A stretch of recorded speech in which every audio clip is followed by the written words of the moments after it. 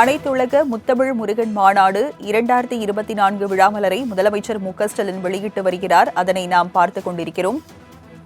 சென்னை தலைமைச் செயலகத்தில் அனைத்துலக முத்தமிழ் முருகன் மாநாடு 2024 விழாமலரை முதலமைச்சர் மு.க.ஸ்டாலின் வெளியிட்டு வருகிறார். அதனை அண்மை செய்தியாக பார்க்கிறோம். அனைத்துலக முத்தமிழ் முருகன் மாநாடு 2024 விழாமலரை முதலமைச்சர் மு.க.ஸ்டாலின் சென்னை தலைமைச் செயலகத்தில் வெளியிட்டு வருகிறார். அந்த காட்சிகளை நாம் பார்த்துக் கொண்டிருக்கிறோம். விவரங்களை செய்தியாளர் செலீனா வழங்க கேட்கலாம். செலீனா, விவரங்கள் என்ன? பழனியில் குறிப்பாக முருகன் மாநாடு என்பது ஆகஸ்ட் 24 மற்றும் 25 ஆகிய தேதிகளில் நடைபெற்றிருந்தது.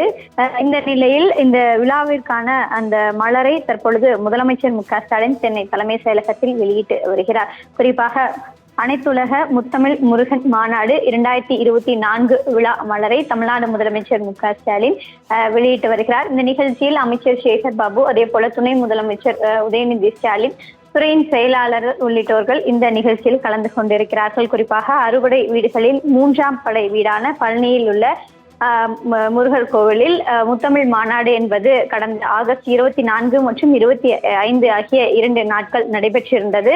இந்த முருகர் மாநாட்டில் குறிப்பாக தருமபுரியை சேர்ந்த ஆதீனம் உள்ளிட்ட பல்வேறு தலைவர்கள் கலந்து கொண்டிருந்தார்கள். இந்த நிகழ்ச்சியில் விழா மலரை தற்பொழுது முதலமைச்சர் மு.க.ஸ்டாலின் சென்னை தலைமை செயலகத்தில் வெளியிட்டு வருகிறார்.